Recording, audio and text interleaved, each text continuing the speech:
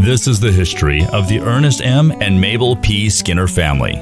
Here is the story of Etta Mae Morgan. Chapter 5, pages 26 to 31, January 1945.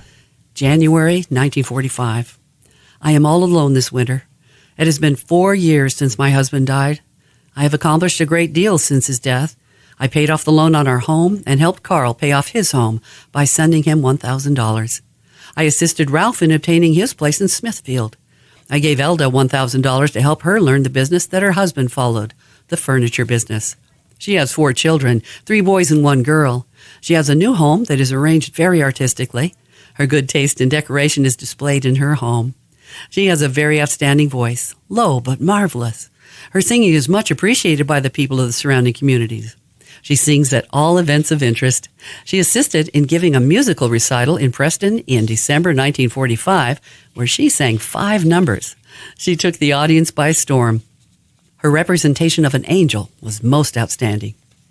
Elda's husband was operated upon for goiter and had a very close call. She sat through the terrible hours watching and hoping. She held his hand and soothed him by putting a damp cloth on his head and whispering thoughts of love and devotion that inspired him with a desire to live. The doctor had given up hope too, but again he was saved through prayer and faith.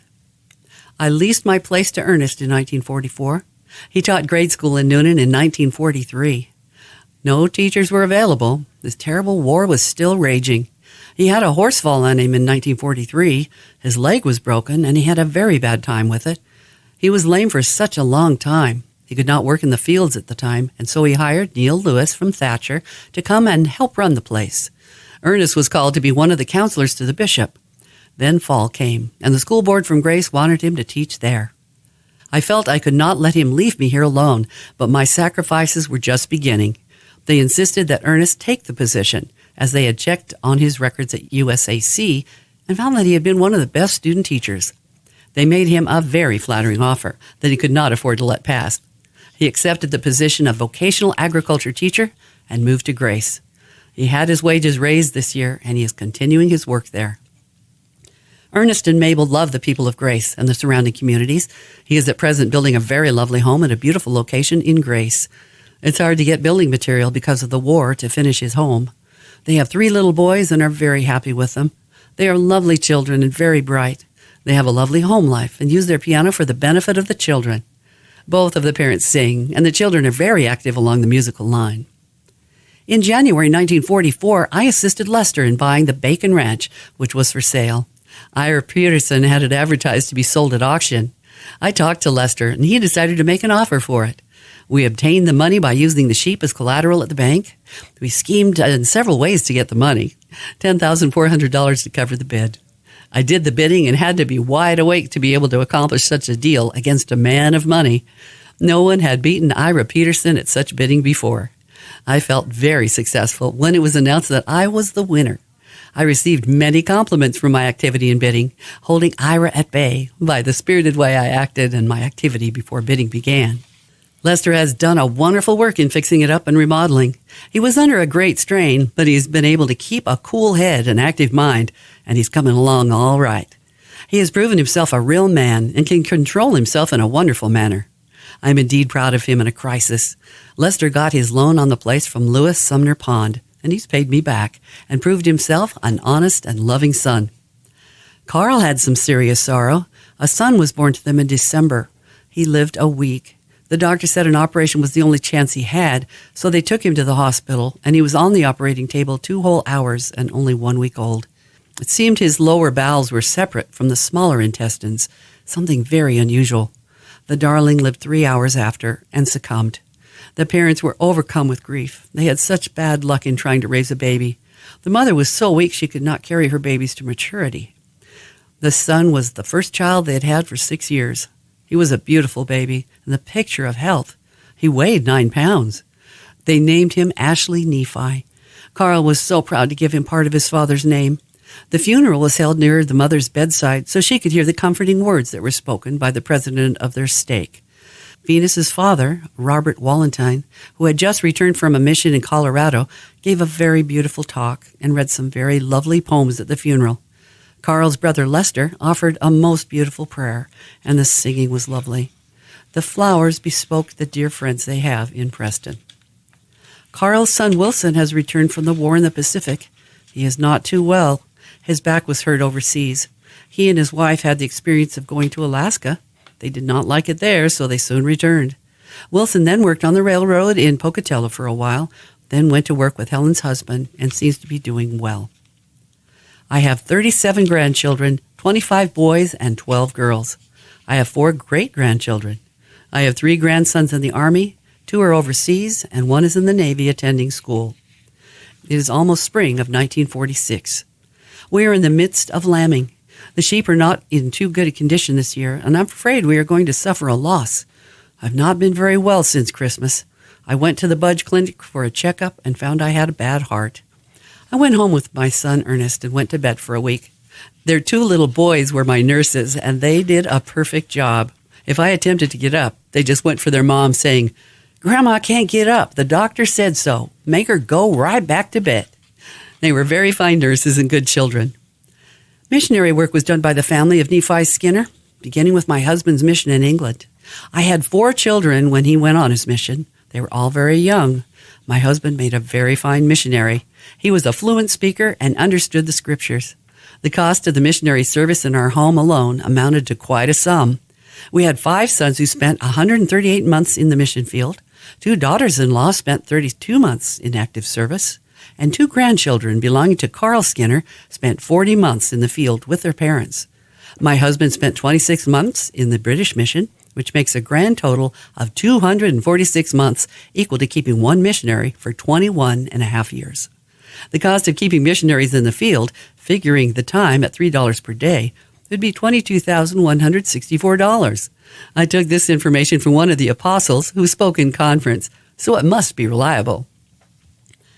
I assisted in this great attempt by teaching school. I turned over cash to my husband for this great missionary work in the amount of $6,500 in 5 years, the equivalent of $89,826 in 2019 currency. I did this in addition to attending 36 weeks of summer school and obtaining my life certificate as previously mentioned. I was content to give up the schoolroom and to be with my children so they could attend high school in Paris.